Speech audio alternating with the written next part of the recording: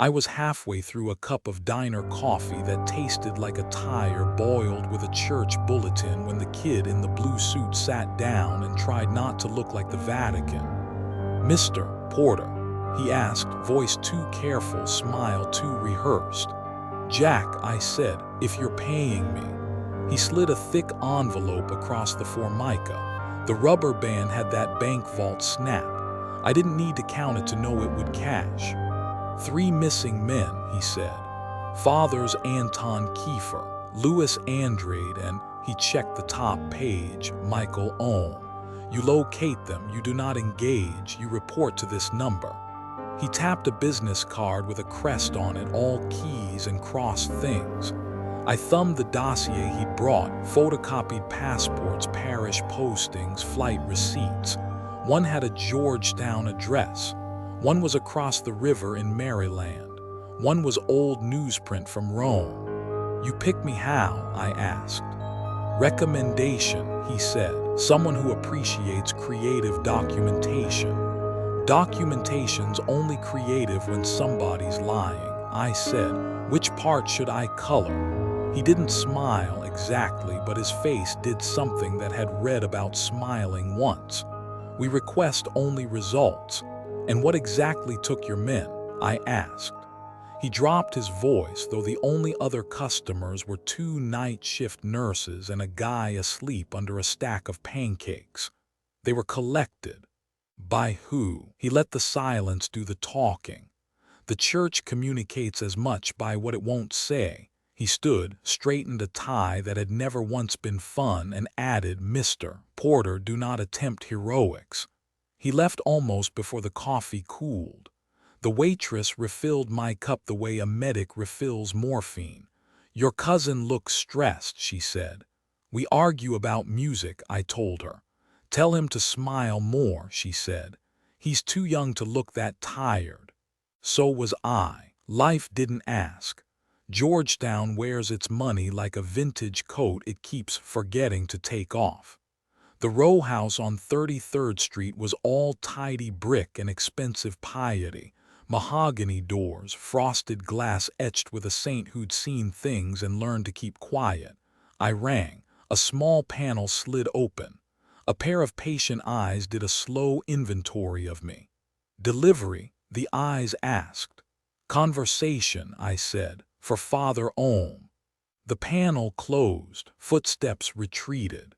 I put my ear to the wood and heard the absence you hear in ICUs at 3 a.m. Machines still working, souls not committing.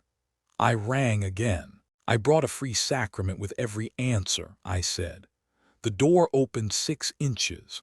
A woman in plain black skirt, blouse unlike her eyes. Those were ICU eyes, kindergarten teacher eyes, cops who have seen enough eyes. "Father Ohm is unavailable," she said.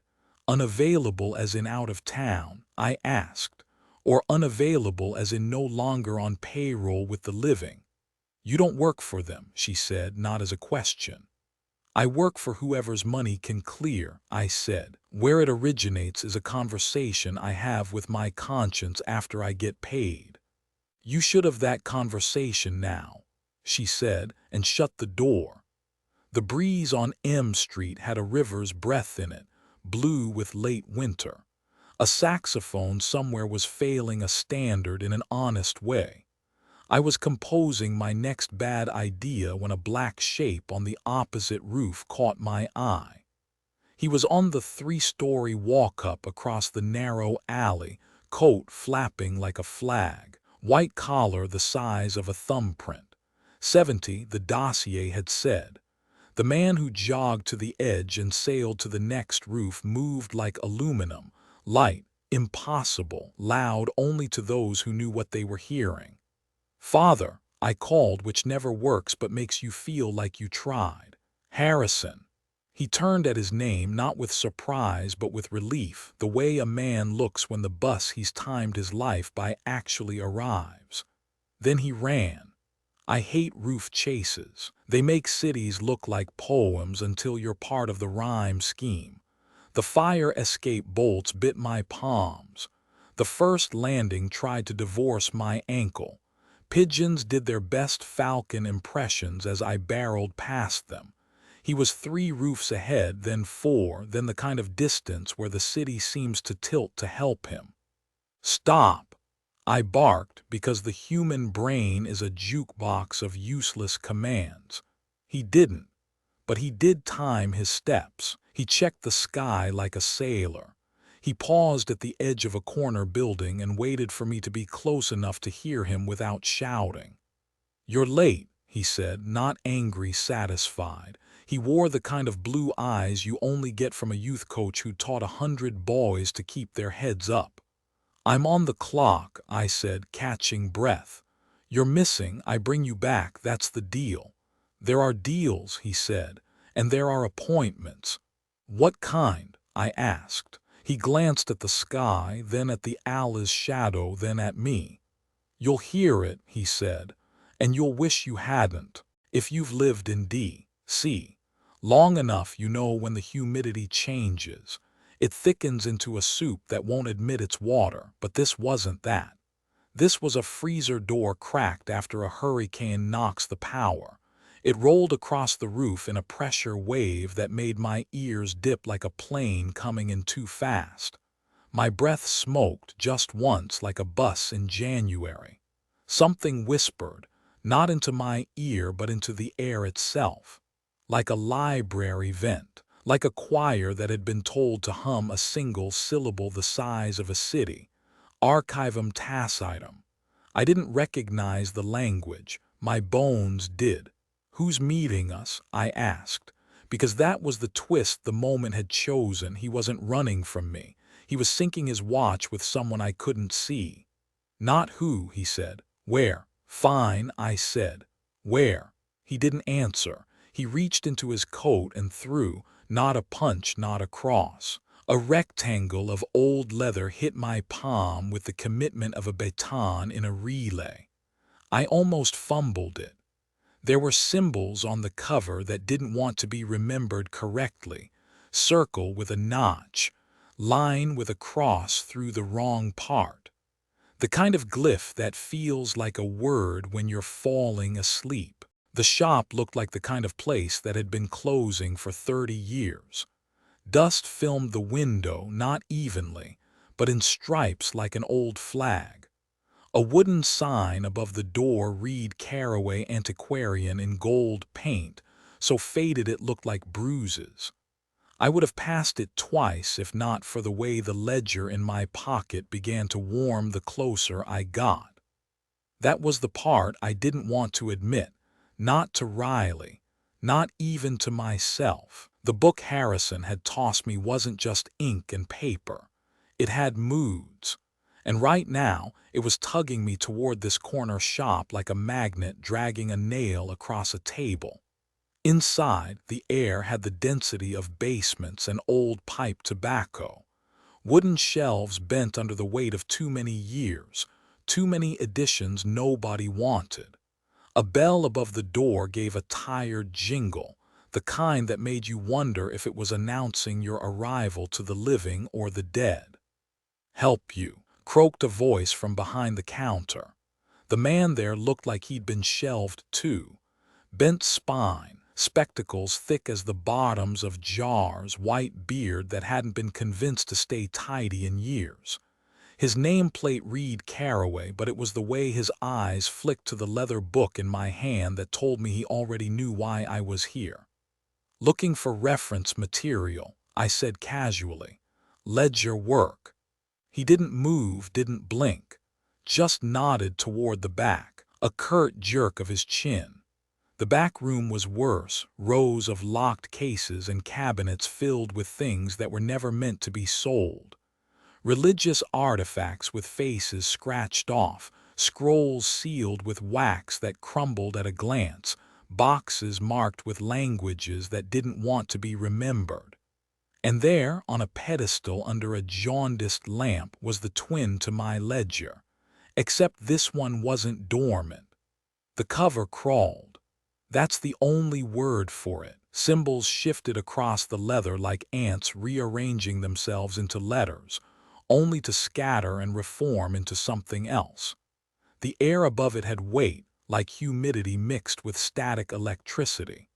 I set my ledger beside it. Both books pulsed in sync, like they recognized each other. Then, without anyone touching it, the second ledger opened. Ink bloomed across the page in handwriting that was both fresh and centuries old. Names scrolled downward in a neat column, then addresses, then dates. Each entry glowed faintly, like phosphorescent algae in a cave pool. I read the first few aloud before I realized what I was doing. VA Hospital, Richmond, Virginia, extraction complete. Federal Records Facility, College Park, Maryland, extraction failed. Sacred Heart Seminary, Silver Spring, Maryland, pending. Every new line appeared in real time. Places I knew, places that were supposed to be normal. Extractions, I whispered. Behind me, Caraway's voice was dry parchment. They prefer that term to killings, easier on the paperwork. I flipped pages. They weren't just local. Entries spanned the country. Bethesda Naval Hospital, containment breach, 2 casualties. Smithsonian Archives sub-basement, storage secured. Walter Reed, subject terminated/soul preserved.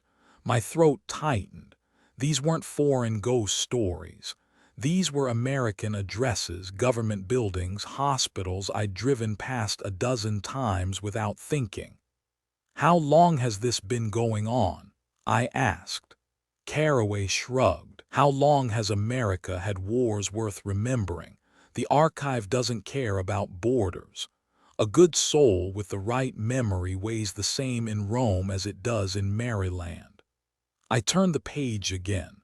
A new entry scribbled itself across the paper even as I watched. Georgetown Antiquarian Shop, asset, Porter J. Status, pending evaluation. My stomach sank. The letters weren't fading. They weren't crossing out. They were carving themselves deeper with every passing second. "That's me," I said. "Of course it is," Caraway replied, as if we'd both known this conversation had been inevitable. The line shifted again. New words unspooled below my name in the same calm script. Scheduled extraction, 11:42 p.m. Method, cardiac event, age 38, no prior medical history. My watch ticked 8:17 p.m. The ledger had just given me a death appointment, my own. "Who writes this?" I demanded. My voice cracked more than I wanted it to. Caraway adjusted his spectacles, peering at me like a librarian deciding whether I deserved the special collection. "Not who," he said. "The archive. It inventories everyone sooner or later. You just happen to pick up your own file early."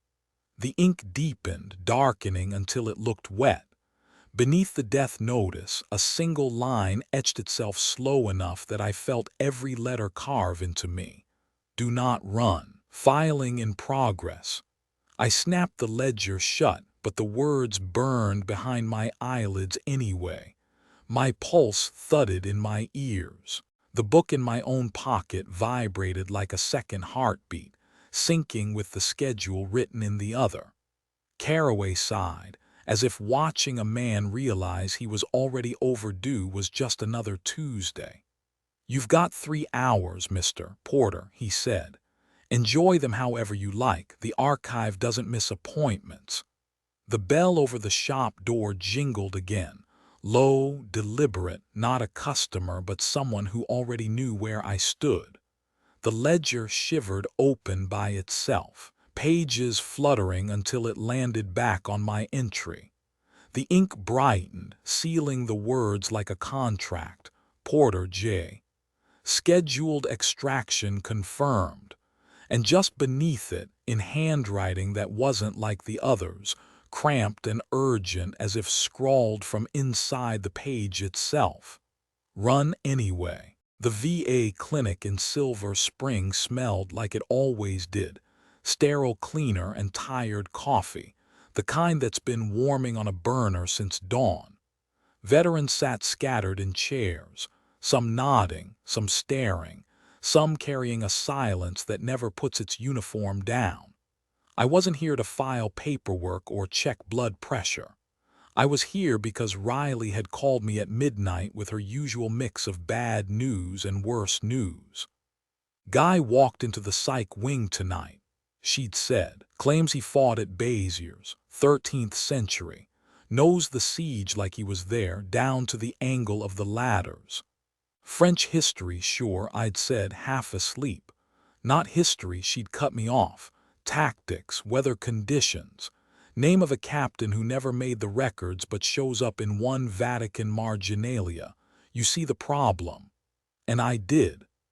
The vet sat upright in a recliner when I got there, Roman IV drip in his arm, hands folded calm as a prayer. He had a ranger's cut, high and tight though the hair had gone white, and a voice like gravel poured slow.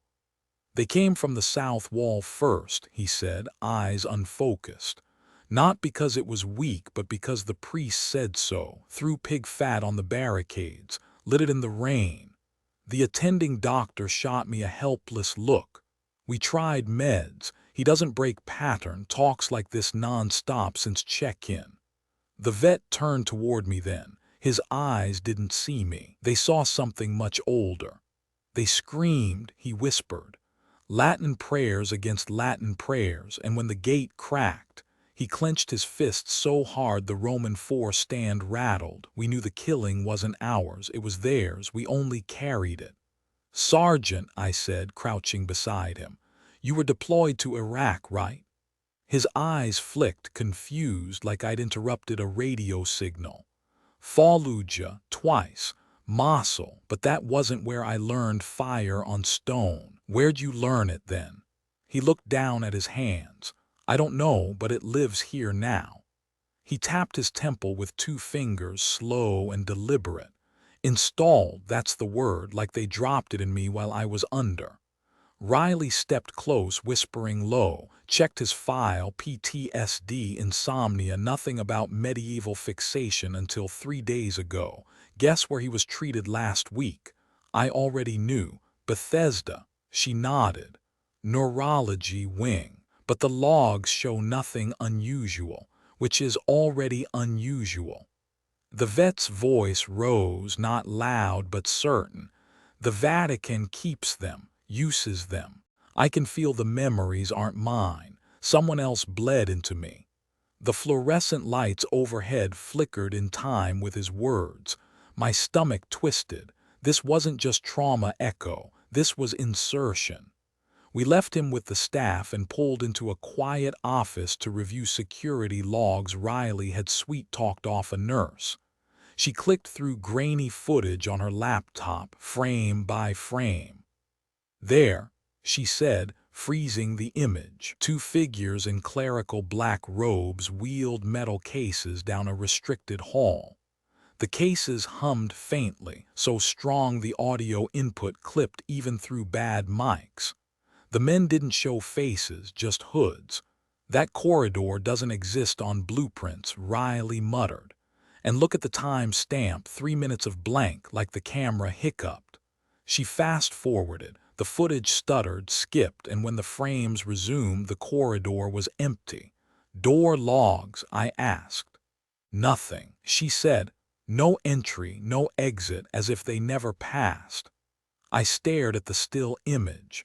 The cases reminded me of what I'd seen in the ledger, of the instruments tucked inside. Extraction tools, transfer rigs. Only this time it wasn't demons or souls, it was memories. War, blood, centuries-old knowledge, slipped into living hosts like software. The ledger in my coat pocket warmed again. I pulled it out without thinking, flipped it open. Ink crawled across the page even as I held it. VA Clinic, Silver Spring, extraction, partial, transfer, successful, carrier, SGT, Daniel Coates, status, active containment, and then just beneath Coates's entry, new words unfurled in the same steady script. Next candidate, Porter J. Scheduled installation 0200 AM, location Silver Spring, VA. The clock on Riley's laptop read 1:46 a.m. Somewhere down the hall, I heard wheels humming against tile. Baltimore wears its ghosts openly. Boarded row houses, painted over gang tags, churches too empty to keep their stained glass lit. The one Riley and I found ourselves at had been deconsecrated for 30 years. Half the roof was tarped. The cross over the steeple had snapped in half and never been replaced. Locals called it St. Jude's Hollow, though no city record admitted the nickname. We weren't here for worship. We were here because the ledger kept tugging us north, page after page of coordinates that coalesced into an address on North Charles Street. The entry had only 3 words: sub-basement, routing node.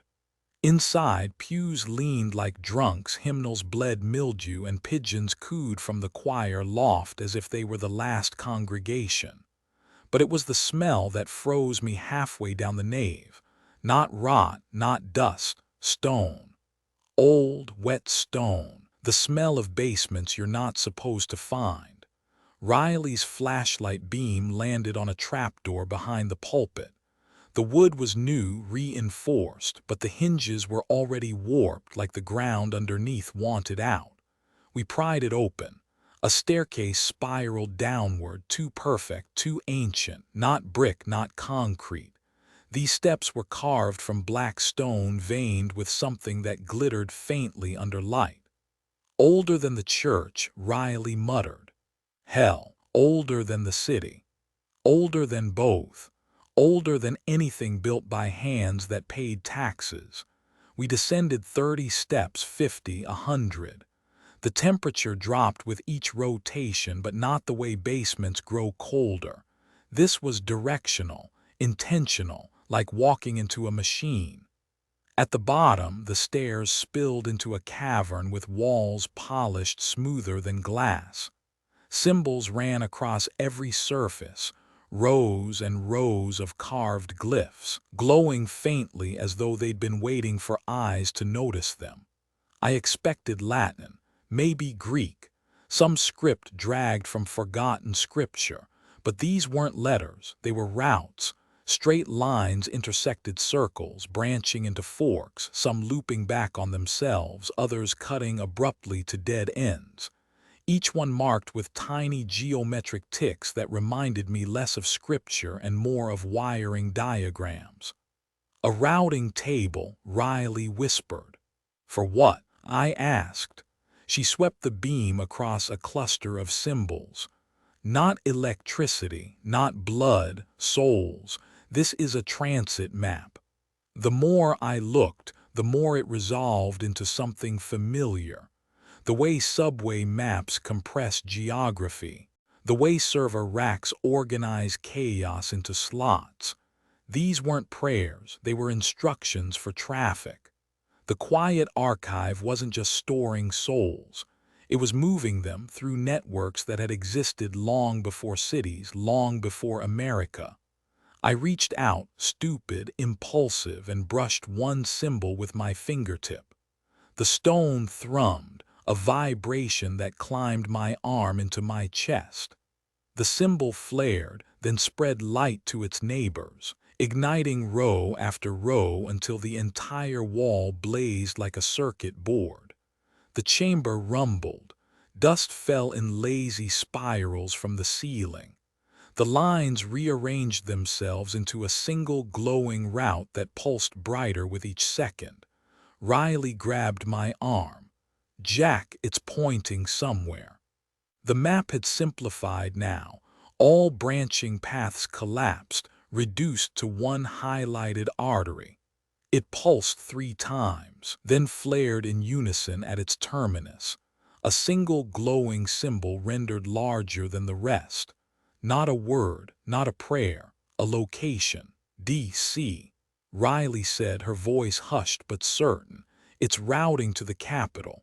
The glow intensified, humming so loud I felt it behind my eyes. Somewhere above, wood cracked. Pigeons scattered from the rafters in a panic. The ledger in my pocket burned hot enough to sear. When I pulled it out, it had already opened to a fresh entry. Routing initiated, district node active. Carrier assignment, Porter J. My own name gleamed across the page, tied directly to the map. And as the chamber roared with light, the final line scrawled itself with almost human urgency. ETA, 0400 hours. Prepare for transfer. Baltimore should have been noisy when we climbed back out of St. Jude's Hollow. Instead, the street was empty. No traffic, no voices, just sodium lamps buzzing like bad fluorescent tubes. That's when they stepped out of the shadows, 3 men, identical in everything but height. Tailored black suits that didn't wrinkle, white clerical collars peeking just enough to say authority, and sneakers, the kind marathoners wear. Their haircuts looked printed. Their faces, clean, generic, not quite forgettable but impossible to describe a second time. One stood at the curb, one at the corner, one directly in front of us. They didn't posture like cops. They didn't brandish weapons. They just blocked exits like they'd measured the geometry of escape. Riley's hand hovered near her jacket where she kept the Glock she swore was just for show. I put a hand over hers. These men weren't the kind you shoot. Mr. Porter, the tallest, said. His voice was neither warm nor cold. It was the temperature of paperwork. Return the ledger. You're a little late, I said, buying seconds. I just visited your basement subway map. Nice artwork. None of them flinched. The one at the corner tilted his head like a radio receiving confirmation. You accessed a node, he said. Unauthorized carriers contaminate the index. I swallowed hard. And you are. Collectors, the first replied. We file anomalies. Something cold brushed behind my ribs, the same sensation I'd felt on the Georgetown roof when Father Harrison jumped. A reminder, a mark. The archive had already touched me once and now it wanted balance. The ledger in my pocket pulsed. Heat radiated through the coat fabric like a hidden heart. The men didn't move toward me. They didn't need to. The hum in my chest was the leash. You misunderstand, Mr. Porter, said the middle one. We don't seek arrest. We seek removal. Removal of what? Riley snapped. Not what, he corrected. Whom something brushed him on the roof. The archive marked him provisional. He carries a fragment. My blood went cold, a fragment installed, not memories of my own but someone else's, just like the veteran at the VA. You want to what? Carve it out of me. Not carve, said the collector. Empty. You'll survive, perhaps. Behind them, a black SUV purred to a stop. 2 more collectors stepped out, carrying metal cases that hummed with that sick, insectile vibration I recognized from the VA footage. They set the cases on the asphalt, unlatched them with choreographed precision, and lifted out devices that looked medical at first glance but wrong when you stared too long. Curved stainless steel instruments, syringes filled with black liquid, coils of wire that smelled like ozone. And at the center of it all, a circlet polished silver threaded with dozens of retractable needles. The crown, Riley breathed. 2 collectors stepped forward. The circlet stretched open between them like a laurel wreath. The hum of the cases intensified. Every phone in a 50-foot radius buzzed, every lamppost flickered. Mr. Porter, the lead said calmly, compliance ensures survival, resistance ensures catalog deletion. They raised the crown toward my head, the needles trembled eager, and then every screen around us lit at once. Phones, storefront televisions, a darkened ATM. Even Riley's laptop in her bag snapped awake. But the images weren't live feeds. They were memories, A boy on a dock in Maine, 6 years old, holding a fishing pole with his father's hand steadying the reel. A first kiss in a high school gym under red and white streamers. The sound of a mother laughing at a birthday cake with too many candles, except none of them were mine. I'd never fished in Maine. I'd never kissed that girl. I'd never blown out that cake. The crown descended, needles glinting, and for the first time in my life I was about to have memories I never lived cut out of me, memories I wasn't even supposed to carry. The ledger in my pocket vibrated violently, pages flipping themselves. A fresh line inked in frantic strokes. Porter J. Extraction commencing. The road out of Baltimore bled into pine woods and neon billboards that promised crab cakes fresher than the asphalt they leaned over. By the time Riley and I stopped, we were running on fumes, gasoline, adrenaline, and fear. The diner was one of those places where the sign had burned out to just D-N-E and no one bothered to fix it. A trucker slept in his cab out front, radio static leaking through cracked glass. Inside, the air smelled of fried onions and old grease, the kind that never quite washes off the walls. We slid into a booth, ordered coffee we didn't want, and waited for our pulses to slow. That's when she shuffled in. Hair white as freezer frost, shoulders bent but steady, cane tapping the tiles like punctuation. She wore a gray sweater with pearl buttons, the kind your grandmother saves for church. Everyone looked past her except me. Because the moment she passed our booth, the ledger in my coat twitched like a trapped bird. She stopped, turned, smiled with the faint satisfaction of someone finding a long overdue receipt. "You've been carrying it wrong," she said. I froze. "Excuse me." "The ledger," she clarified, voice papery but firm. "Don't worry, nobody casts anything out. That's the fairy tale they tell the pews. The church doesn't purge, it manages. Assets, not demons, nothing wasted, just filed." Riley shot me a sharp look. Assets. The old woman leaned her cane against the table, slid into the booth opposite us like it had been reserved. "Every soul, every memory, every trauma, they don't disappear. We catalog, we reassign, inventory management, dear, always has been." I stared. "Who are you?" She folded her hands neatly. Her nails were short, clean. Her ring finger bore no ring, but a faint groove told of years wearing one. "I was a registrar," she said simply. "My work was circulation." She tapped the ledger through my coat pocket. "That's just one copy. Every carrier has a page, every page a history. My job was to make sure souls were checked out properly, host to host, like library cards." "Library cards that scream," Riley muttered. "Knowledge screams," the woman corrected almost gently. "So does grief. We don't silence them, we shelve them where they are useful." I try to keep my voice steady. "Useful for who?" Her smile thinned. "The Vatican, governments, sometimes even your soldiers. You think young Daniel Coates at the VA just dreamed of Beziers? No, dear. We assigned him that memory, gave him knowledge no training manual could, a walking archive built on living bone." I felt my stomach drop. "You put those memories in him." She nodded once, satisfied at my comprehension. Better to repurpose a suffering man than to let centuries of warcraft gather dust. Riley leaned forward, voice sharp. "You're saying the church doesn't fight demons, it recycles people."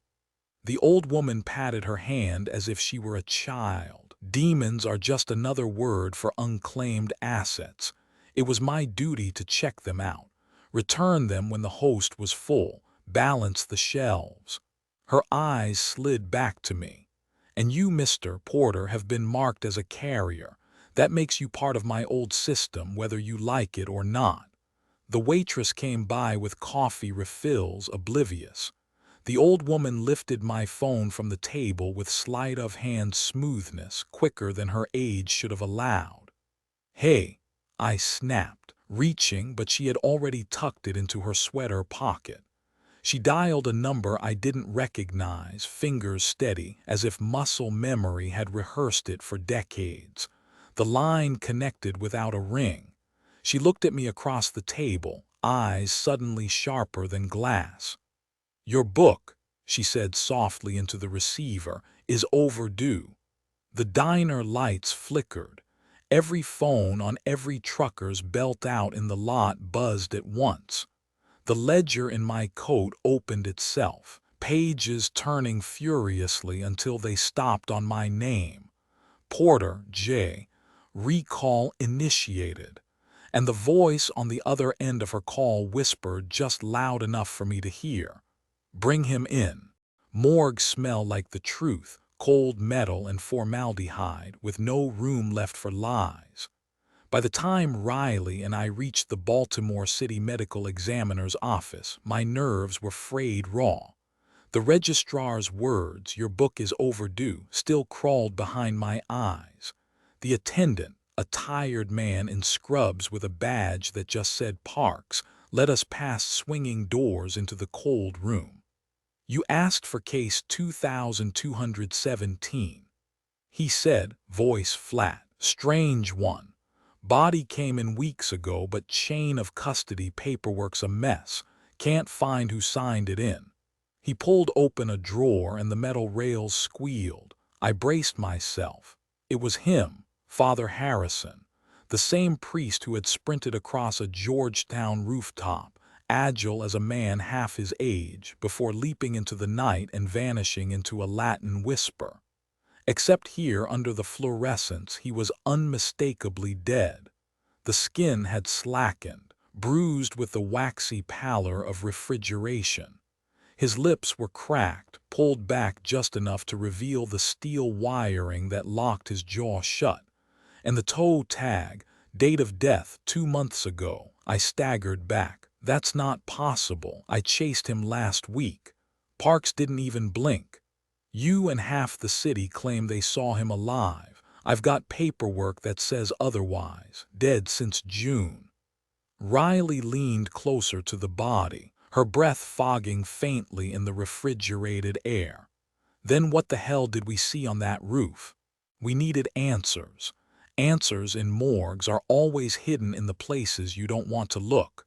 "Help me with the jaw," Riley said. Parks grimaced. "That's not procedure." She fixed him with a look that could have drilled concrete. "Neither is a man walking around 2 months dead." Reluctantly, he fetched tools. Together, we clipped through the wiring. The mouth opened with a wet creak, the kind of sound that makes you want to turn away. Inside, instead of a tongue, there was a spool, thin as film, tougher than paper. A strip of microfilm wound tightly around a pin anchored into the bone itself. Someone had turned his mouth into a safe deposit box. Riley eased it out with tweezers, careful not to tear it. We unrolled it against the light box at the examiner's desk. Lines, circles, and arrows appeared, an engineer's hand, not a priest's. At the top, scrawled in block capitals, "Transfer loop, host right arrow host." The diagram showed figures moving along arrows, one human silhouette collapsing while another rose, connected by a series of nodes. Each node was marked not by numbers but by dates, centuries apart. The system wasn't designed for one life to last forever. It was designed for many lives to carry the same cargo forward. "This isn't resurrection," Riley whispered. "It's circulation." I stared at the last node. The loop didn't close, it extended. At the bottom of the microfilm, beneath the final silhouette, was a single notation. "Final deposit, the quiet archive." Beneath it, a header, "Custodian, Vatican Secratum." And then in handwriting so hurried it nearly blurred, "Physical Repository, Washington, D.C., Library of Congress sub-basement. The ledger in my pocket throbbed like a pulse. Its pages flipped without my hand stopping on a fresh entry written in bold, unshaking ink. Next node, Porter J. Location, Library of Congress. Time stamp, pending activation. The microfilm trembled in the light box as if the words themselves resisted exposure. Father Harrison's body exhaled, a long, sighing rush of air that froze every hair on my arms. Then the drawer slammed shut by itself, rattling metal like a gavel. And across the morgue's overhead PA, a voice whispered in Latin, low and certain, Archivum tacitum expectat. The quiet archive awaits. The Library of Congress is supposed to feel safe. Marble floors, brass lamps, tourists herded like cattle through the great hall. The air smells like varnish and knowledge that pretends to be free. But underneath, in the sub-basements, the shine bleeds away. Riley and I followed a custodian's freight passed down through concrete levels that looked less like a library and more like a parking garage no one used anymore. The buzz of fluorescent lights got weaker the further we went, until even the hum of the city above felt muffled. At the end of the lowest corridor, behind a stack of empty shelving units, we found it. A door with no hinges, no knob, no seams. Just stone set into stone. The ledger in my coat fluttered open like it had smelled blood. My page burned fresh ink across itself. Access node authorized. I touched the stone. The whole thing sighed inward, silent, weightless, like air being swallowed. A dark passage opened, breathing out a smell of dust and centuries, something older than the Republic, older than the city itself. What the hell is this place? Riley whispered. The part they don't tour, I said, and stepped inside. The space beyond wasn't a room, it was a wheel. 7 corridors radiated outward like spokes, each one built from different stone, different architecture. One was red brick, one marble, one limestone crumbling with age. Another looked volcanic, black glass that drank our light. On the floor at the center of the wheel, etched deeper than any carving I'd ever seen, was a circle of glyphs, routing lines like the catacomb map in Baltimore. Only here the routes branched into 7 paths. Above the circle, hanging in the air like smoke that had chosen not to leave, words shimmered in Latin, Greek, and English.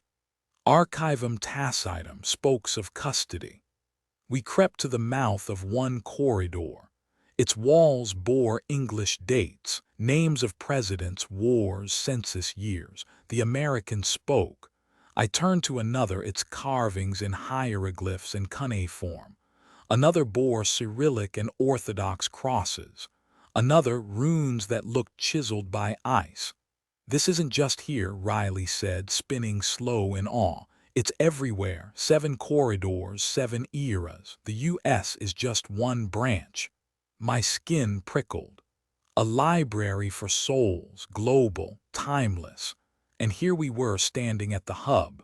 In the exact center of the wheel stood a plinth of stone, so polished it looked wet. Upon it rested rows of glass vials, each no larger than a child's fist. Inside them swirled liquid light, gold, silver, violet, colors too alive to be called paint, too dense to be air. I stepped closer. Each vial bore a label, tiny script in the same neat hand as the ledger.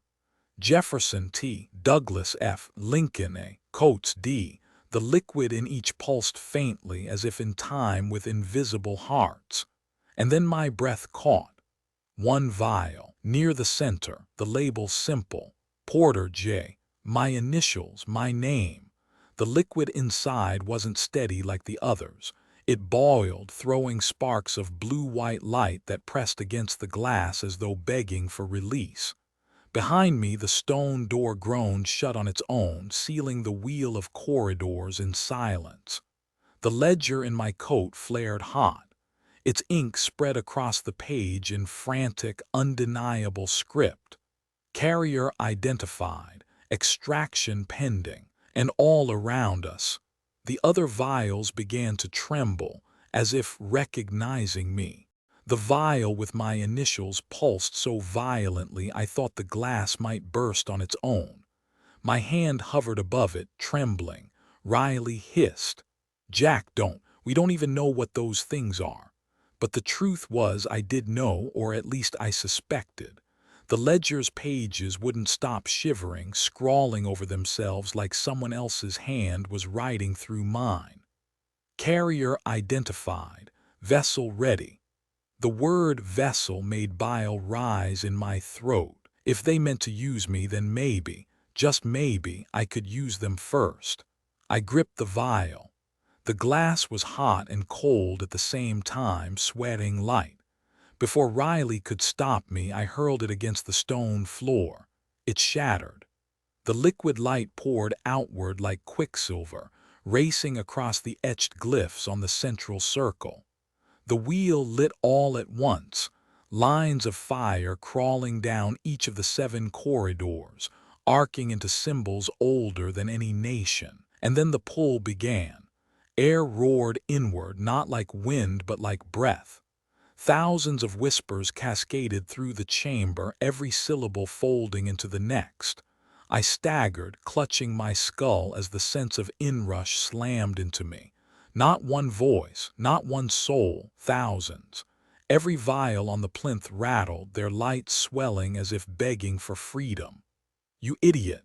Riley shouted, trying to steady me as the floor glowed hot beneath our feet. "You didn't free one. You opened the whole network." The voices grew clearer, fragments of lives. "Hold the flank at dawn." My son's birth, August, rain on the roof. The formula balances if you adjust the salt content. We lost the siege when they cut the wells. Not demons, not monsters, people. Soldiers, midwives, mathematicians, lovers, monks. Each one carrying not damnation but memory, human experience itself. The church hadn't been exorcising evil at all. They'd been harvesting knowledge, grief, craft, tactics, locking lives into glass jars and calling it holy work. I staggered back, overwhelmed, voices overlapping until they almost formed chords. My knees buckled. Riley caught me, shaking hard. "Jack, what's happening?" "They're not evil," I gasped.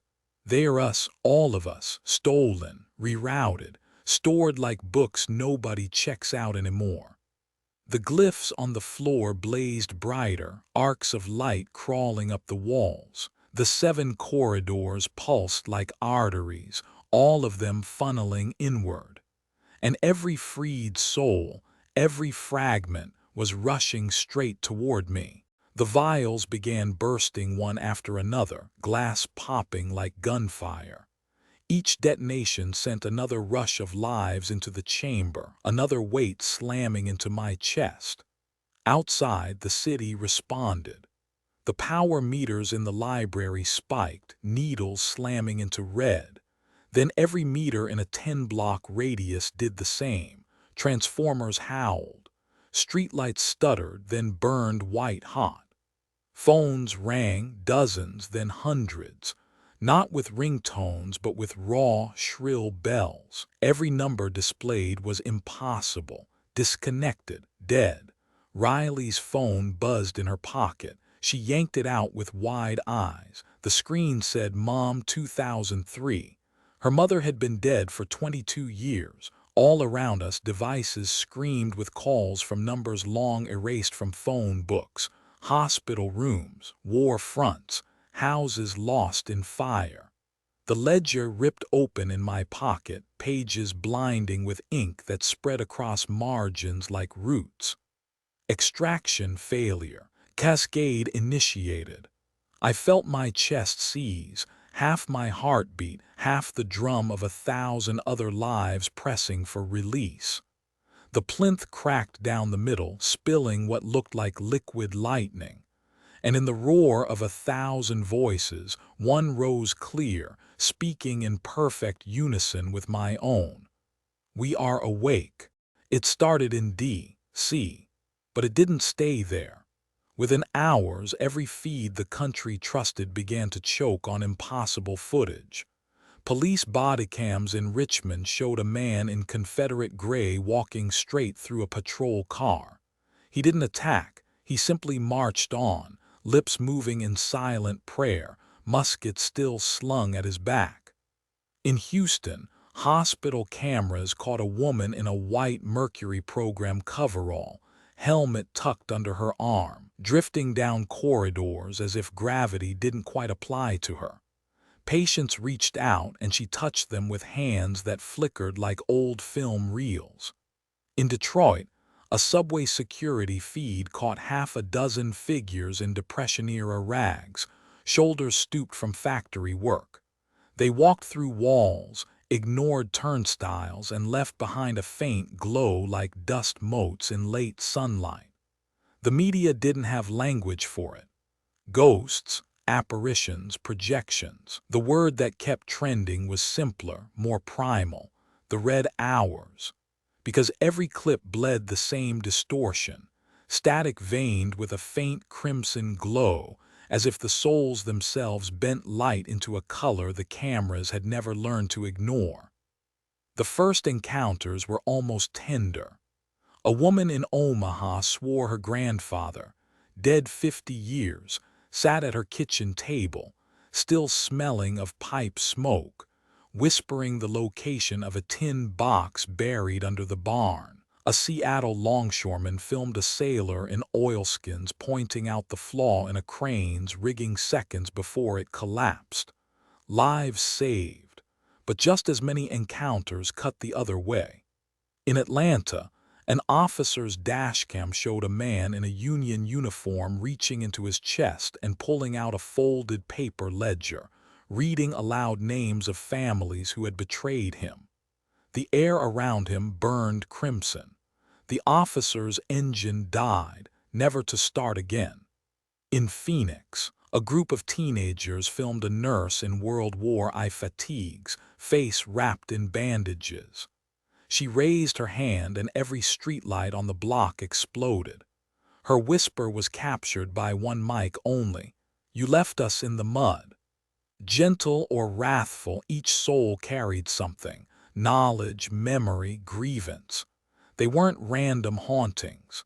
They were purposeful, walking records released from jars, each choosing what to remember and whom to remember it against. Riley scrolled through endless footage in our motel room, her face pale in the glow.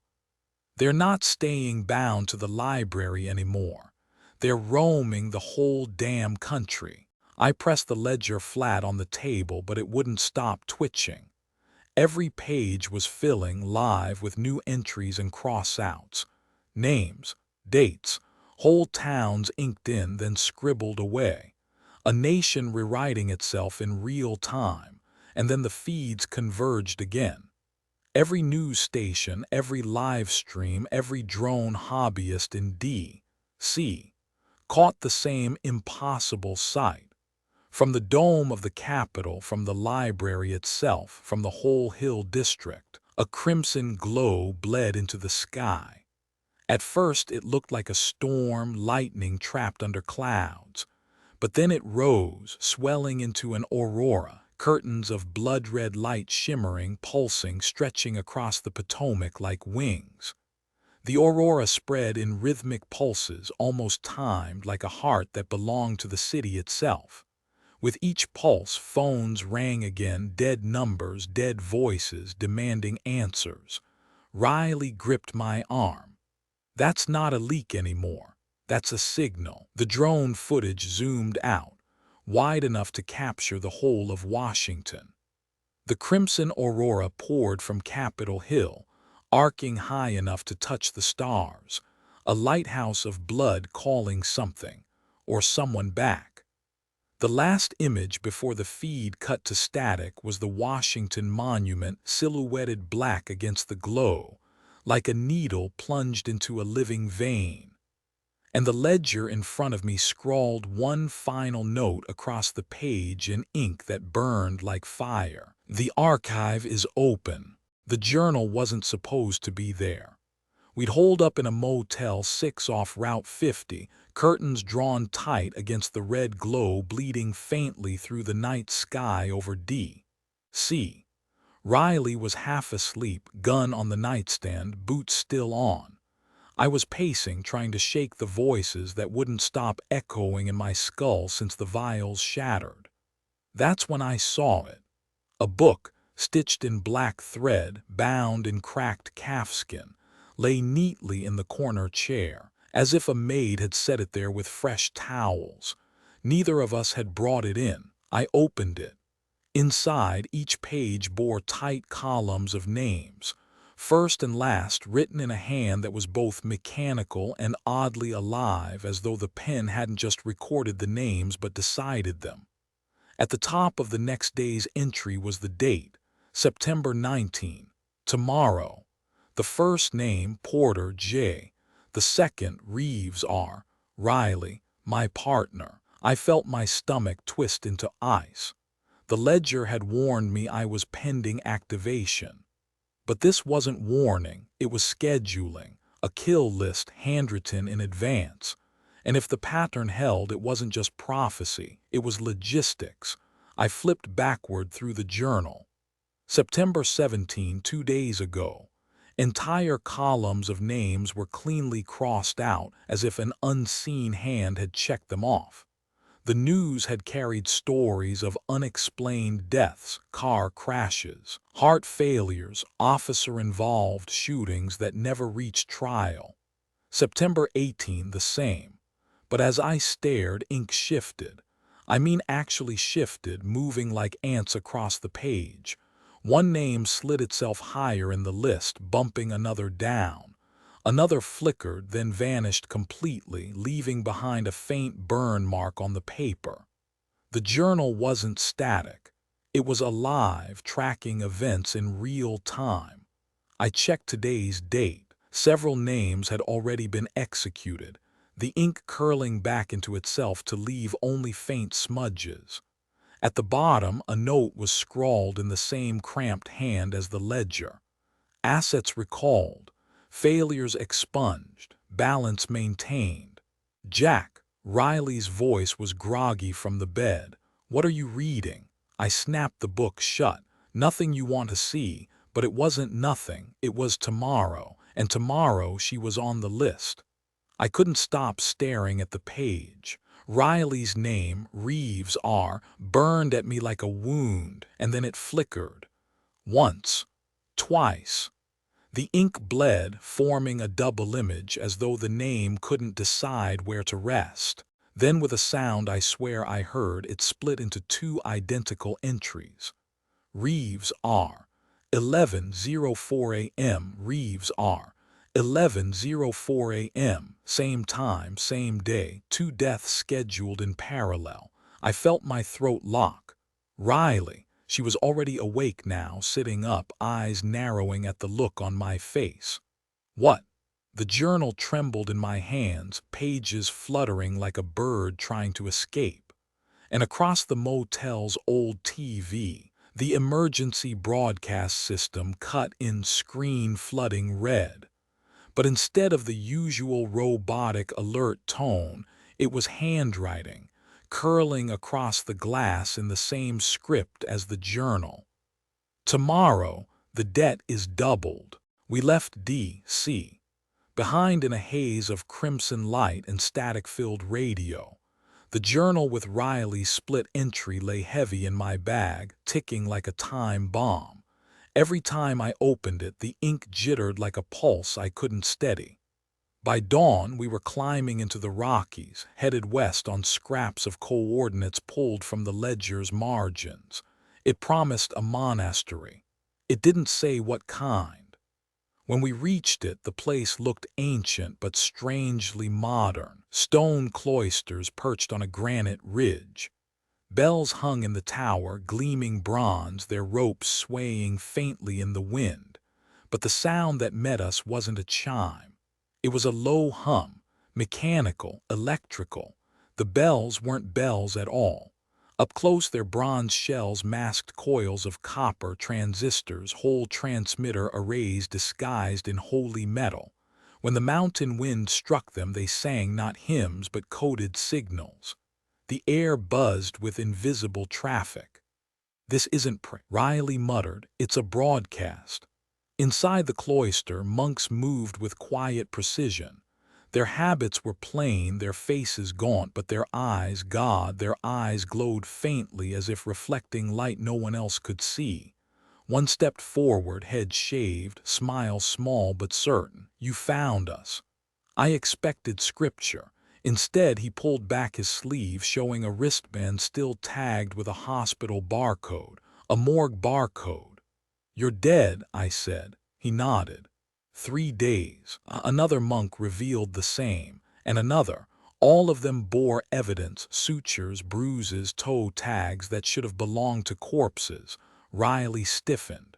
"Your hosts, extraction vessels, the ones they emptied." "Yes," the leader said calmly, "but unlike the others, we did not take revenge. We finished the work." "What work?"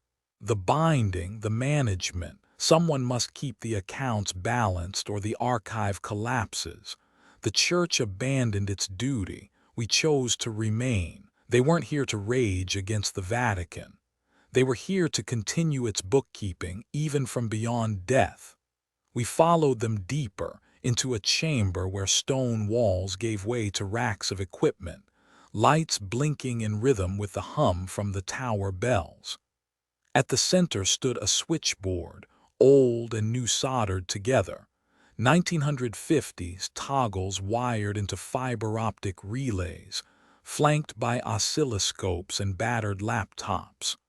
On the largest monitor, a world map glowed faint red, dots spreading across continents like a rash. "This is the hand list," the leader said, fingers hovering above the switches. Every container, every host, every archive spoke, all still listening. "You can't," Riley said sharply. "If you light them all up, you'll pull the whole network, billions of lives." He smiled again. "Yes, a census, not to destroy, to count, to bring the ledgers current." Before I could stop him, his hand came down on the master toggle. The bells above boomed, not metal on metal, but a global ping that reverberated through the marrow. Every dot on the world map blinked alive. And far beyond the monastery walls, in every hospital morgue, every battlefield grave, every hidden archive vault, something stirred. My phone buzzed violently in my pocket. When I pulled it free, the screen burned with a single message in the ledger's hand. "All containers online." The monks began to chant not prayers but coordinates, as if guiding satellites only they could see. And outside, the sky answered. The first light of dawn broke across the highways like a revelation. Riley and I were back on the interstate, pushing east again.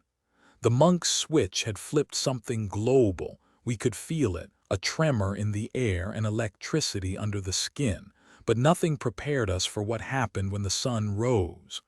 Cars screeched to a stop on I-70. People got out, engines still running, phones held aloft. 2 overpasses crossed above us, and on each, a formation stood in silence. On the North Bridge, spectral figures in ragged Union blues, muskets slung, bayonets gleaming faintly in the dawn haze. On the south, Confederate gray, tattered but whole, buttons polished as if for parade. Both lines raised their hands in salute, not attack. And then, in a moment that made the entire freeway hold its breath, the two sides saluted each other. Not with hatred, not with rage, but with a strange, grave recognition. The air shimmered crimson around them, light like heat rising from asphalt. The salute lasted 30 seconds. Then the formations dissolved, leaving nothing but empty bridges and hundreds of drivers clutching their phones, recording. By mid-morning, news stations were locked in damage control. The White House issued a bland statement: isolated incidents of mass psychogenic illness, amplified by social media. No credible threat to public safety. Psychogenic illness. They meant hallucinations. But the problem was, hallucinations don't produce synchronized footage from 6 different dashcams, 3 drones, and 24 smartphones. Hallucinations don't show up on thermal imaging from state traffic cameras. By noon, the videos had spread across every platform. Millions of shares. No amount of content moderation could stop them. One reporter on a live feed finally snapped, pulling his earpiece out. "We all saw it," he said, shaking. The veterans saluted. "Don't tell me it's a glitch," when my cameraman cried, filming it. The spin was failing. The archive wasn't hiding anymore. It was bleeding into the American morning commute. That night, Riley and I took refuge in another roadside motel, curtains shut. The journal with her doubled name still burning in my bag. I was pacing again when headlights swept across the room. A black federal van rolled into the lot, tinted windows swallowing the neon. "Jack," Riley said, hand sliding to her gun. "We've been found." The van doors opened. Out stepped men in plain suits, government issue. But when they knocked at our door, the badge flashed in the lead agent's hand didn't read FBI. It was an FBI visitor badge. And the man wearing it wasn't an agent. He was a cardinal. Scarlet cassock under a black coat, silver cross glinting in the weak light. His face was calm, almost weary. He raised his hands like someone surrendering, voice soft but firm. "Mr. Porter, Miss Reeves, please come with us. It's time you learned what the archive really keeps." And behind him, the van's back doors swung open, revealing rows of steel cases humming faintly. The same kind I'd seen in the VA clinic footage. My stomach dropped. The archive hadn't just come to America. It had been here all along. The motel room smelled of ozone and wet wool after the cardinal stepped in. The federal men who'd driven him here waited outside, hands folded, eyes fixed on the parking lot. He carried no briefcase, no weapon, only a rosary that clicked softly in his fingers, bead to bead like a metronome. "You think the archive is theft?" he began, settling into the motel chair as if it were a throne. "But theft implies waste. This is investment." Riley stood by the wall, gun still drawn. I sat on the edge of the bed, the ledger between us like a third heartbeat. The cardinal gestured to the journal. "Every nation in history has begged God for guidance. We simply learned how to borrow it. Generals, healers, inventors, their deaths need not mean silence." I spat. "So you enslave them, cage them like laboratory rats?" "No," he said calmly. "We steward them. If we had not borrowed the dead, you would have lived through 3 more pandemics in the last century. Do you know how many wars didn't happen because the archive whispered strategy into the right ears?" Riley shook her head. "You're saying this nightmare saved us?" "Yes," the cardinal said. "The world you know, imperfect, yes, but survivable, was only possible because we let the dead serve the living one last time." He leaned forward, pulling from his coat pocket a folded map, yellowed but crisp, as if untouched by time. "This is proof," he said, sliding it across the table. It showed Eastern Europe 1983, military positions, missile silos, notes scribbled in English and Russian alike. October 26, 1983, the cardinal explained. "A Soviet lieutenant saw what he thought were incoming U.S. missiles. He was ordered to retaliate. Instead, he hesitated. He claimed it was instinct, but it wasn't. It was knowledge borrowed from a soul who had once misread the same signals in a different century. He recognized the pattern. He saved the world. I remembered the story vaguely. Stanislav Petrov, the man who saved the world by refusing to launch. History books chalked it up to luck, to human fallibility. The cardinal's eyes gleamed. Not luck, guidance. Without the archive, you and I would have been ash before you ever drew breath. The Cold War ended with a whimper instead of fire. Tell me again, we should have let the dead rest. The weight of his words hung in the stale motel air. For the first time, I wasn't sure whether to hate him or believe him. From his inner pocket, he drew 2 glass vials. Both glowed faintly, liquid light swirling like bottled lightning. He set them on the table, side by side. One returns the archive to silence, he said, touching the first. Every soul back in its cage, order restored, history resumes its narrow path. His fingers brushed the second vial. The other releases the system fully, no more cages. Humanity will learn to live with the dead as neighbors, advisors, witnesses. There will be chaos, yes, but there will also be wisdom no book could hold. He folded his hands. We cannot decide this for you, Mr. Porter. You have been chosen by accident, by fracture, but now you stand at the fulcrum. The archive will obey your choice. The vials glowed brighter, filling the motel with pale fire. Riley looked at me, pale and tight-jawed.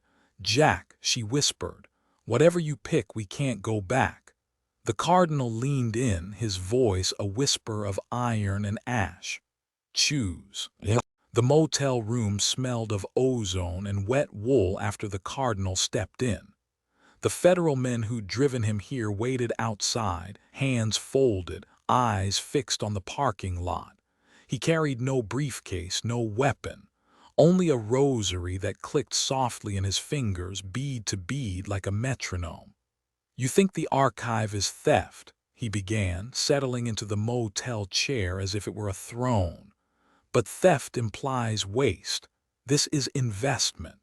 Riley stood by the wall, gun still drawn. I sat on the edge of the bed, the ledger between us like a third heartbeat. The cardinal gestured to the journal. Every nation in history has begged God for guidance. We simply learned how to borrow it. Generals, healers, inventors, their deaths need not mean silence. I spat. So you enslave them, cage them like laboratory rats. No, he said calmly. We steward them. If we had not borrowed the dead, you would have lived through 3 more pandemics in the last century. Do you know how many wars didn't happen because the archive whispered strategy into the right ears? Riley shook her head. You're saying this nightmare saved us? Yes, the cardinal said. The world you know, imperfect, yes, but survivable, was only possible because we let the dead serve the living one last time. He leaned forward, pulling from his coat pocket a folded map, yellowed but crisp, as if untouched by time. This is proof, he said, sliding it across the table. It showed Eastern Europe 1983, military positions, missile silos, notes scribbled in English and Russian alike. October 26, 1983, the cardinal explained. A Soviet lieutenant saw what he thought were incoming U.S. missiles. He was ordered to retaliate. Instead, he hesitated. He claimed it was instinct, but it wasn't. It was knowledge borrowed from a soul who had once misread the same signals in a different century. He recognized the pattern. He saved the world. I remembered the story vaguely. Stanislav Petrov, the man who saved the world by refusing to launch. History books chalked it up to luck, to human fallibility. The cardinal's eyes gleamed. Not luck, guidance. Without the archive, you and I would have been ash before you ever drew breath. The Cold War ended with a whimper instead of fire. Tell me again, we should have let the dead rest. The weight of his words hung in the stale motel air. For the first time, I wasn't sure whether to hate him or believe him. From his inner pocket, he drew 2 glass vials. Both glowed faintly, liquid light swirling like bottled lightning. He set them on the table, side by side. One returns the archive to silence, he said, touching the first. Every soul back in its cage, order restored, history resumes its narrow path. His fingers brushed the second vial. The other releases the system fully, no more cages. Humanity will learn to live with the dead as neighbors, advisors, witnesses. There will be chaos, yes, but there will also be wisdom no book could hold. He folded his hands. We cannot decide this for you, Mr. Porter. You have been chosen by accident, by fracture, but now you stand at the fulcrum. The archive will obey your choice. The vials glowed brighter, filling the motel with pale fire. Riley looked at me, pale and tight-jawed. "Jack," she whispered, "whatever you pick, we can't go back." The cardinal leaned in, his voice a whisper of iron and ash. "Choose." I stared at the 2 vials glowing on the motel table, heart pounding. One to lock the dead away, one to let them walk freely. The cardinal's rosary clicked bead by bead as he waited. Riley's hand trembled above her gun, but her eyes weren't on him. They were on me. "Jack," she whispered, "it's already done." My head snapped toward her. "What?" She exhaled, guilt and defiance tangled in her face. "While you were arguing, I dumped the routing tables, the whole system. Every node, every archive relay, every address for the containers. I pushed it out across the net. I felt the floor drop beneath me. You what? The choice isn't yours anymore," she said, steady now. "It belongs to everyone. No more secret ledgers, no more gatekeepers. If the archive exists, the world should see it, warts and all." The cardinal stiffened, color draining from his face. "You broadcast the tables." His voice cracked on the last word. Riley nodded. "They'll replicate 1,000 times over before you shut them down. By dawn, every government, every hacker, every curious kid with a laptop will know where the dead are kept." I felt sick. The world had just been handed the skeleton key to eternity. The motel TV flickered to life by itself. Not an EBS warning this time. A live stream, unfiltered, raw, streaming from somewhere in the Midwest. A woman sat in her kitchen, laptop open. On screen, text scrolled across the browser. Requesting host, James M., 1918, former medic, volunteer. Her cursor hovered, shaking, then she clicked accept. Her eyes rolled back only for a moment. When she looked forward again, her voice was no longer her own. It was steadier, older, touched with accent. "Where am I?" The voice asked through her lips. Her husband, filming with a phone, whispered, "You're home." The stream erupted in the chat, some horrified, some ecstatic, some begging for hosts. Another stream blinked to life, this time from Japan, then Nigeria, then Brazil, all showing the same interface: requests, offers, volunteers. It wasn't possession, it was consent, 2 sides agreeing. Souls not ripped from cages, but stepping forward, shaking hands across time. Riley's voice was firm, almost reverent. "It doesn't have to be slavery anymore. It can be partnership." The cardinal stared at her, trembling. His hand hovered over the vials, rage and fear and awe boiling under his calm mask. "You fools," he hissed. "You think the world will manage this? That mobs will honor consent, that nations won't weaponize what you've unleashed? You've sown chaos, not freedom." He seized one vial, the one meant to release. He didn't hesitate. He pulled the stopper with his teeth and drank it dry. The glow burned down his throat, veins lighting like fire under his skin. He convulsed, dropping the glass, shattering it on the floor. When his eyes snapped open, I recoiled. His pupils were gone. In their place, 100 tiny irises swam and shifted like a crowd pressed against glass. Each blink showed a new face, a new memory, a new voice bleeding through. When he spoke, it wasn't one voice. It was many, layered, overlapping in impossible harmony. We are not one man. We are the archive itself. The rosary beads burst from his hand, scattering across the motel floor like shrapnel. And behind his words, I swear I heard the whisper of thousands more, rising. The archive had stopped waiting for us to choose. It had chosen for itself. The motel burned down 2 days later. Whether by design or accident, I'll never know. Riley and I walked away with nothing but the clothes on our backs and the journal, which had gone blank after the cardinal drank his vial. Its pages were pale as hospital sheets now, waiting for someone to write a new ledger. That someone turned out to be me. I set up a laptop in the corner of a public library, just another face in the sea of exhausted grad students and kids gaming on borrowed Wi-Fi, and I started typing. So You're Actually Dead, a Practical Guide. The title made Riley laugh out loud when she saw the draft. Practical. Jack, you're about to invent an entire genre, but it needed to exist. The world was no longer one where the dead were rumors in catacombs. They were present. They were neighbors, co-workers, family, and humanity, ready or not, needed rules of engagement. So I wrote a handbook. Not a sermon, not an edict. Just a manual in plain language, open source and free. Chapter 1, Don't Panic. Chapter 2, Consent is Sacred. Chapter 3, If you're hosting, hydrate. It wasn't perfect, it wasn't comprehensive, but it was a start. And once I uploaded it, I watched it spread faster than any archive whisper ever had. Within 24 hours, the comments stacked by the thousands. A woman in Chicago wrote, "Had coffee with my grandmother this morning. She died in '74, she still hates cream."